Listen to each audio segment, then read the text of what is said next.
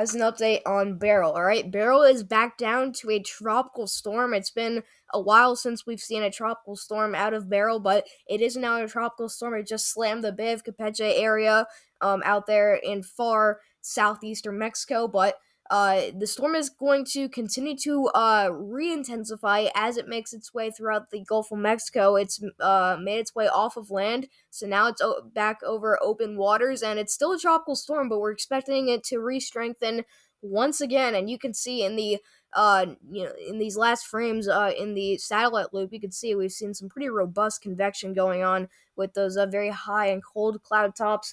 But in that white and these purple shades there, I mean, that's where you're seeing the most, robust convection. You're seeing I wouldn't say rapid intensification because this is not going to intensify too much, but it's definitely intensifying pretty quickly.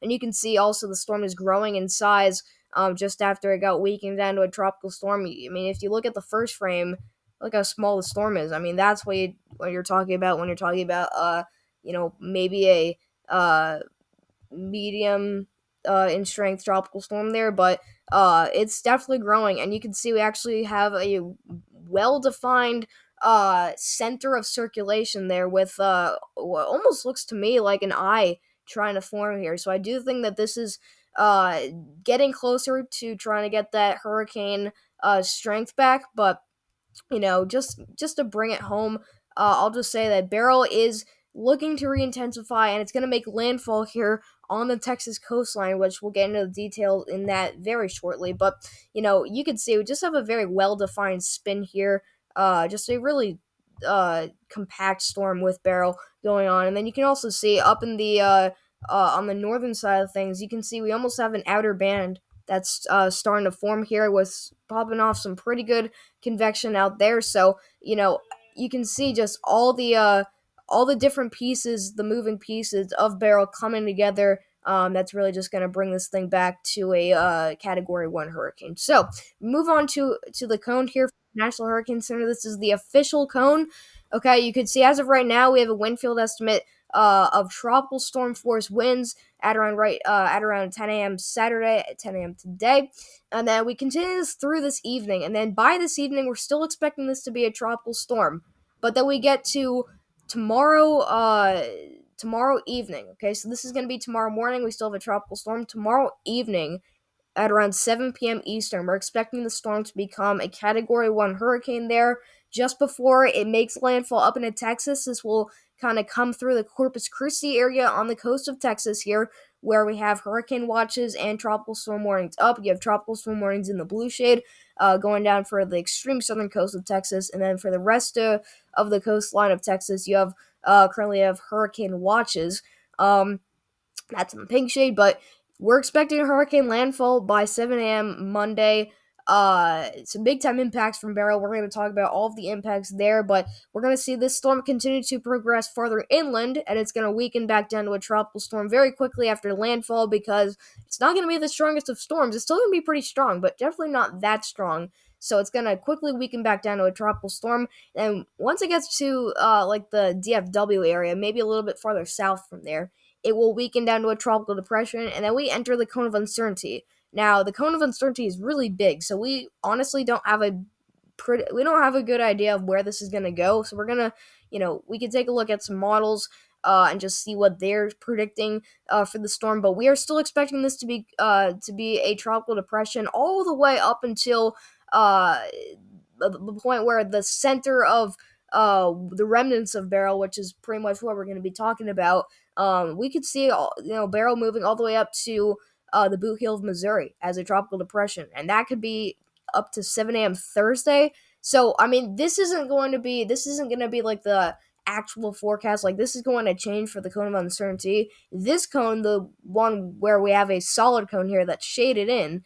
Okay, this is where we know pretty much exactly what's going to happen with Beryl. Okay, yesterday we had a major change in the forecast. It shifted further to the east. All right, we're going to talk about why that's bad news for folks out there in Texas, but just to pinpoint this home, this is going to continue moving up through eastern Texas, and then it's going to move up through portions of south central United States. It's going to move through Arkansas into the Boot Heel of Missouri area, maybe all the way as far north as southern Illinois as a tropical depression as we get into the middle of the work week. So, we still have some more impacts to talk about from Beryl as this continues to move further inland. But the main thing that we have to talk about is what kind of impacts we're going to see from Beryl in Texas. And that's what we're going to get into very shortly. So take a look at just a different, look at the cone. You could see we have 60-mile-per-hour tropical storm out of Beryl right now. So this is a, medium to high-end tropical storm. You could argue that that's what it is. But as we continue into today, we're going to see this, stay at a tropical storm with 60-mile-per-hour winds. That could definitely increase, but we do think that by tomorrow morning, this will be at least up to a 65-mile-per-hour tropical storm. We could even argue that this could be close to a Category 1 hurricane already by Sunday. Okay, but I want you guys to notice. You see how the cone has really shifted farther east. You saw the cone. If you looked at the cone yesterday, I didn't do an update for you guys yesterday. I apologize about that. But the cone actually had this going through like Brownsville, which is all the way down here in southern Texas. And the reason why, because the cone shifted farther east, we have more of a dangerous situation is because southern Texas and this portion of Mexico, it's a lot less populated than areas up here near Corpus Christi. Now, Corpus Christi, you guys are pretty much about to see the center of the storm. You guys could honestly get the eye wall. If this develops an eye, I know either way, you'll just get some really strong winds. But you guys are pretty much in the center of the cone. You guys, I don't even know if you guys were in the cone at all when it was back down near Brownsville. So a major change in the cone in the path here, but this is a very populated area along this coastline. You have Corpus Christi, Victoria, Texas, Lake Jackson, League City, a lot of major populated areas here. Rockport, Texas, Port Aransas, Portland, Aransas Pass, Rockport. All right, there's a lot of very populated cities out here, and if you look in southern Texas, I mean, we have one or two, but nothing that's too crazy. So it's a really bad turn for the storm to see it go farther east because it's going to impact more people. Sorry about zooming in and zooming out. I'm trying to center this, but you can see that by Sunday evening to Sunday overnight, we're expecting this to jump up to a Category 1 hurricane with sustained winds at about 75 miles per hour. I guess not. We could have sustained winds. I do think that the gusts will definitely be over 75 miles per hour. We could see gusts approach 80, maybe even 90. And I do think 100 miles per hour is not out of the picture. But, anyways, we're going to have a 75 mile per hour Category 1 hurricane by Sunday evening. This could obviously change. We could see this become a Category 1 hurricane sooner or later. If if it becomes a Category 1 hurricane earlier than what we're seeing on the cone, and then that would be bad because then it would have more time to strengthen. We could see this get up to a Category 2 hurricane. I think it's going to run out of time. I doubt that we're going to see a Category 2 hurricane at this point. But remember, if we see a Category 1 in any of these points, then it has all this time to strengthen up to a Category 2 because the Gulf right now is absolutely loaded with moisture. So this could do anything as long as it's over the Gulf. But it's going to make landfall right around Corpus Christi by Monday morning as an 85 mile per hour Category 1 hurricane. It's going to move up towards the Houston area as a very strong tropical storm. And then it's going to go through College Station. It's really going to weaken pretty quickly back down all the way to tropical depression.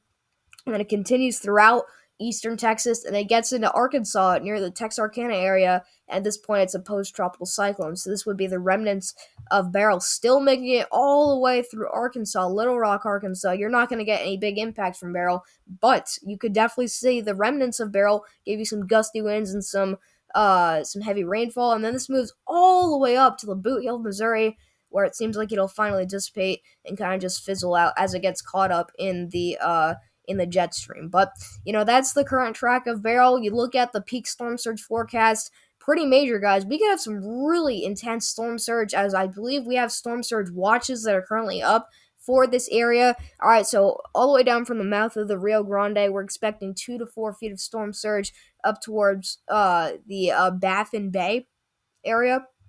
All right, and then if you get into Corpus Christi Bay, this is the populated area. So if you have any houses, out there, I don't know if you're even living out there. I mean, let me know in the comments where you're watching from it. But if any of you happen to be watching from the Corpus Christi Bay area, all right, we're expecting 3 to 5 feet of storm surge from there to the Matagorda Bay. Okay, where we have 3 to 5 feet of storm surge expected. That's very high storm surge. We're expecting some very dangerous coastal flooding, life-threatening coastal flooding, but just massive waves that'll be crashing up against that shoreline, creating that wall of water that'll just spill into the streets. It's going to be that kind of scene. And it's going to be pretty eerie because you're also going to have the gusty winds. So just a very dangerous storm as far as the storm surge goes. But storm surge up to 5 feet, I would say, throughout this entire area. Even towards San Luis Pass, you're still going to get some pretty big waves. Galveston Bay, expect 2 to 4 feet of storm surge. All the way up to High Island, we're still expecting storm surge to be up to 4 feet. So just a huge swath here of really intense storm surge. So we're expecting some big time coastal impacts from Beryl, but I mean the waves they're going to be coming in kind of like this direction, and if Beryl's going to be moving up, we'll say it's going to be just to the east of Corpus Christi. So if Corpus Christi Bay's out there, it's going to be, I would say, the biggest waves and swells would be pretty much in this direction. So anybody, I'll circle the area, but what I think is that anybody in this area, this general area, I think you guys need to be on alert the most for the highest waves and the highest storm surge. I just think that because of the wave direction, you may end up seeing the highest storm surge and the highest waves. But regardless, everybody should be preparing. Everyone should be prepared at this point. But yeah, this is the official peak storm surge forecast from the National Hurricane Center. All right. Alongside of flooding, we're going to go from coastal flooding now to regular flooding. We're talking about the rainfall.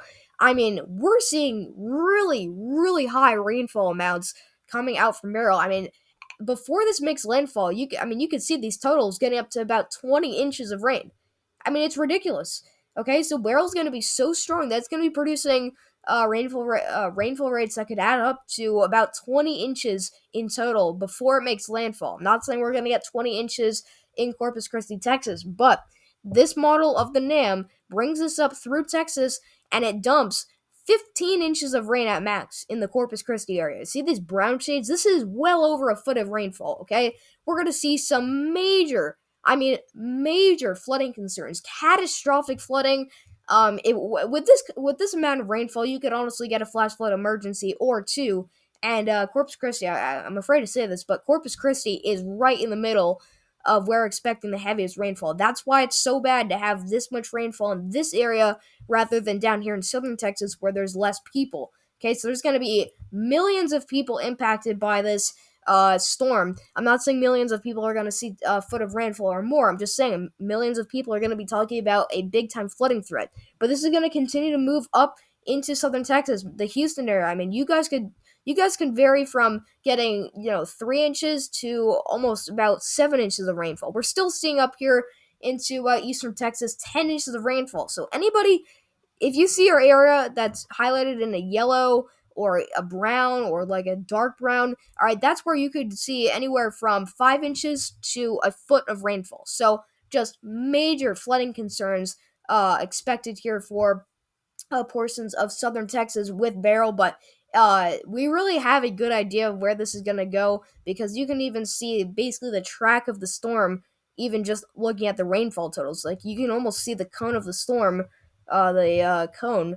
You can almost see it just on the rainfall. You can see, that's exactly where that's the exact area that Beryl's going to be moving through. But even the surrounding areas, if you're going to get the outer bands, I mean, still expect some isolated spots that could, see up to 5 inches of rain. I think that's certainly possible, but just some really high rainfall rates with the storm. Just it's going to absolutely dump rainfall on you guys in the Corpus Christi area. But please, just if you're staying home, I don't think any evacuations have been ordered. So if you're staying home, which a lot of you guys probably are, just please just avoid driving as much as you can because you don't want to get yourself in a situation where you are trapped between different roads that are submerged in floodwaters, because I think for some people that could certainly happen with this amount of rain. And I just really want you guys to stay safe out there. Just, make sure that you're staying indoors, and just gotta stay safe. I mean, that's all I can say for you guys right now. But please, just avoid hitting the roadways as a storm is moving through. And I'm sure flood alerts will be issued during the storm. And like I said, we may even see a flash flood emergency, obviously, depending on how much rain we get. I'm not saying we certainly will, but I'm just saying that if this model is true, if this model is showing the actual possible rainfall totals, I mean, this event honestly could definitely spark one or two flash flood emergencies. But we're going to move over to the HWRF hurricane model, just take a look at the future cast of the storm. So this is it right now. We're seeing the rebuilding process of Beryl. The southern side of the storm completely open. This is the Bay of Campeche area, but the southern side of the storm, I mean, you're seeing almost no precipitation. So a lot of rain on the north side of the storm. Now, if that continues, that's going to be bad because that's the side that's going to be making landfall, or that's the side of the storm that's going to be impacting the coastline of Texas. But you could see, with the circulation going on, we just see a pretty intense rebuilding process there. This drops down to a 994 millibar low by 8 p.m. tonight. And that will take this out to tomorrow morning. This is 2 in the morning to the middle of the night. You can see this is the Texas coastline. This is the Mexican coastline. Still a 992 millibar low, so notice that number is dropping. But look at this, this nasty shield of rainfall. Incredible rainfall rates out here, but it's just it's got its own shield of rainfall. You can literally see it built into there. But we're gonna see big time rainfall amounts on the western side of the storm. So if this continues as it before it makes landfall in Texas, and then potentially even as it makes landfall in Texas, that's where I do think that you could definitely see the the worst of the impacts earlier on, rather than the second half of the storm, because the storm itself is going to be moving through, and then you're going to get the center of the storm where things should be the most calm, and then you have to go through round two. I don't think round two is going to be as intense because remember, it still has to rebuild. And I mean, it's going to try and form outer bands. And I mean, you just throughout the whole duration of the event, it always keeps the dominant side as the western side of the storm, which is interesting because that's the side that's going to be facing wind shear. That's the side that's going to be moving onshore. But we're still going to see the dominant side of the storm as the western side with these outer bands still facing shear. We could definitely see some of these outer bands becoming sheared off. But, if that happens, we still could definitely see some extreme rainfall totals. And also one thing to note is that we could have an enhanced tornado threat. We're going to talk about that in just a moment. But you see these outer bands here? You see, these could honestly have embedded supercells with them. We could honestly have a pretty elevated tornado threat because of Beryl. So if you're going to get hit by the outer bands with tropical storm force conditions, you're probably going to see a higher end tornado threat with this, because if you're getting the core of the storm is just going to be very heavy rainfall and damaging strong winds. But if you get the outer bands, that's where you get more of a severe thunderstorm threat, because you're going to have embedded supercells with those outer bands. So it's just something to note. But this is by 5 a.m. tomorrow morning, much more of a compact and just strong looking tropical storm, potentially even a hurricane at this point by 5 a.m. on the HWRF. The HWRF, however, so far seems to be taking more of a southern path here. I believe this is the Corpus Christi Bay, or at least the Corpus Christi Bay area. But this is going to continue to move, closer to Texas, and then as we get into this is tomorrow evening. This is right on your heels. If you're in any of these Bay areas along the Texas coastline, this is right up to you guys, but still has now pretty much the northwestern side of the storm as the dominant side. Still almost no precipitation whatsoever on the eastern side of the storm. This is not a high resolution model, so there's going to be precipitation. It's just that what we're seeing here is that the more intense shades of red, oranges, and yellows, those colors note that the heavier precipitation totals will be wherever they're located. So it's looking like the dominant side of the storm, as it makes landfall in Texas, could definitely be the northern or western side of the storm, maybe even the southern side of the storm. We're just going to have to wait and find out. But this is going to be by tomorrow evening. So I think that this is showing a much earlier landfall than what the National Hurricane Center is showing. They're showing like a day later. So this might not be the most reliable model, but a lot of people are wondering, well, when do we start seeing the rainfall? Well, the rainfall could definitely start in between anywhere from Sunday night into Monday morning. By Monday morning, you're going to be in the thick of it. But we could definitely see rainfall begin as early as around 8 p.m. 8 p.m. Sunday evening. But I mean, this is dropping down to a 987 millibar low, so you could argue that this is definitely at least a Category 1 or a low end Category 1 hurricane, I should say, at this point. But this is really starting to become more well defined. You don't see any weak points other than maybe a small opening still on the eastern side of the storm. But I mean, look at this shield of rainfall just, absolutely uh, beginning to slam the coast of Texas, and then this kind of just sneaks on through. But look at that little period of intensification there just as it's making landfall in Texas. It actually strengthens and it gets down to a 980 millibar low. So this is becoming a strengthening Category 1 hurricane. I mean, you see these pinks and these purple shades. This is extreme rainfall. I mean, this can honestly give you the most intense rainfall you've ever seen. It's going to rain like cats and dogs out there in Corpus Christi, Texas.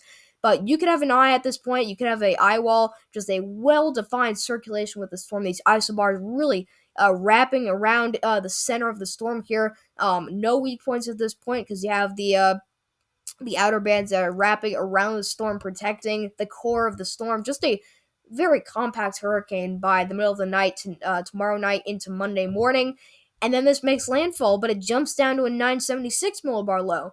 So the HWRF could definitely be overdoing this, but if this does end up happening, something like this, yes, we still have the possibility of seeing a Category 2 hurricane out of Hurricane Beryl. So just something to note there. But this really just lashes Corpus Christi and the rest of the Houston coastline with heavy rain and strong damaging winds, which could be the wind gusts could be over 100 miles per hour for some areas. But this is as we get into Monday morning, and then this kind of just continues to move on shore. But it's still a 983 millibar low. But just remember that as the storm makes its way all the way onshore, it'll really just dissipate quickly because it's not going to have any moisture to suck up, and it's not going to be that strong of a storm. But I mean, you can see just this massive outer band here, kind of looking like an octopus tentacle. All right, I mean that's just a really strong and well-defined outer band. And that's going to be impacting areas that are not in the cone as of right now. You could still definitely get the outer bands even if you're not in the cone. The cone is where we're expecting the core, the center of the storm, to move through. But this continues to move through Texas, and it kind of just dissipates here, but it gets down to a 1,005 millibar low before moving into eastern Oklahoma and portions of Arkansas. And then it kind of just brings a shield of rain still on the north side of the storm into areas near Texarkana, and then eventually into Boot Hill, Missouri, and then maybe even in Illinois. Southern Illinois, we could definitely see some isolated spots of heavy rainfall and some gusty winds from Beryl. So, for the last part of the update, just want to take a look here at the Storm Prediction Center severe weather outlook. Like I mentioned earlier, these outer bands could definitely have embedded supercells with them, and we actually do have a slight risk for severe weather going out for the Houston, Galveston, Victoria, and Corpus Christi, Texas area. All right, as of right now, Victoria, Galveston, and Houston are the only cities that are in it. Corpus Christi, you guys right now are in a marginal risk for severe thunderstorms. But if you look at the cone, almost all of you guys are out of the cone. I believe Victoria, Texas might be in the cone, but Houston, Galveston, you're not in the cone of Beryl. And that basically means that you're just going to get the outer bands, but the outer bands are going to have embedded supercells, and that's why you have the slight risk for severe weather with the threat for thunderstorm-related damaged wind gusts, maybe even some small hail, and definitely embedded tornadoes possible. You also have a slight risk up in Oklahoma and northern Texas. That's for a separate event because remember, Beryl's going to be moving through up the coast, and it's not going to be at this point all the way up into Oklahoma already by Monday. I don't think that's going to happen. So this is the severe threat that Beryl is presenting. It's the slight risk down here in the coastline of Texas. But what's driving that threat? It is a 2%, it's a 5% tornado threat, It's a 5% tornado threat, which I would consider slightly elevated.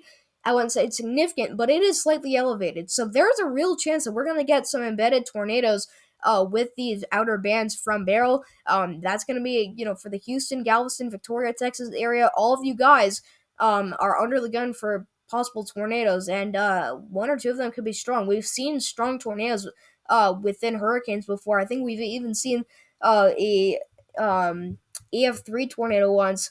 I believe it was South Carolina. Correct me if you know what I'm talking about, but all I know is that we've definitely had a EF3 tornado in. I don't know if it was a tropical storm or hurricane, but just to tell you guys that things like these can happen, and we're expecting possible tornadoes in Houston, Galveston, and Victoria, Texas, tomorrow. But as of right now, Corpus Christi, you guys are just on the edge of the 2% risk. Yes, this could change because this is the day 2 outlook, so we'll see what this looks like by tomorrow. But yeah, we have a pretty elevated threat for tornadoes. And then you look at these damage wind threat. You can see we're not expecting a elevated damage wind threat related to severe thunderstorms for the Texas coastline. And then obviously for that separate event, 15% up into Oklahoma. And then finally, you look at the hail threat, and we still have nothing. So I mean, this is the classic kind of severe weather look that you would expect for a tropical storm or a hurricane. Is that the only threat is for tornadoes, because you're going to get supercells, but they're embedded with the outer bands. So you're just going to get some rotation embedded with the thunderstorm cells that are inside the outer bands, if that makes sense. So there's not really a chance at all for seeing some large hail. Maybe an isolated spot that could get a damaged wind gust that's related to the thunderstorm rather than the hurricane itself. But just to point this home, bring this home, there's a slightly elevated tornado threat for supercells that are embedded with the outer bands, but Hurricane Beryl is going to be it's going to be back. Right now it's a tropical storm, but it's going to re-strengthen to a Category 1 hurricane, and it's going to make landfall in the Corpus Christi, Texas area, and it's going to present a tornado threat, and also it's going to present just the threat for big time life-threatening storm surge, life-threatening flooding, and also very gusty winds. All right, so that's all I got for you guys. Thank you so much for coming to watch. I will see you guys in the next video. So I apologize for having to make that a long video. I just, I struggled to get through that. I haven't done an update in a while, so apologize for the sloppiness of that video. But anyways, just please stay safe out there, guys. I'll try and get an update in maybe tomorrow, just before the storm makes landfall, maybe as it makes landfall. But regardless, just stay safe out there. Be sure to have, all important documents just, safe and in a waterproof, safe container, just so you don't lose anything out there. But if you're in southern Texas getting the effects from Beryl, please feel free to let me know what you see out there. But just remember to stay safe. Don't get yourself caught in a dangerous situation by filming the storm. I'd rather you guys stay safe out there than get the footage but put yourself in a dangerous situation. Just please be sure to stay safe. So once again, that's all I got for you guys, and I'll see you guys next video.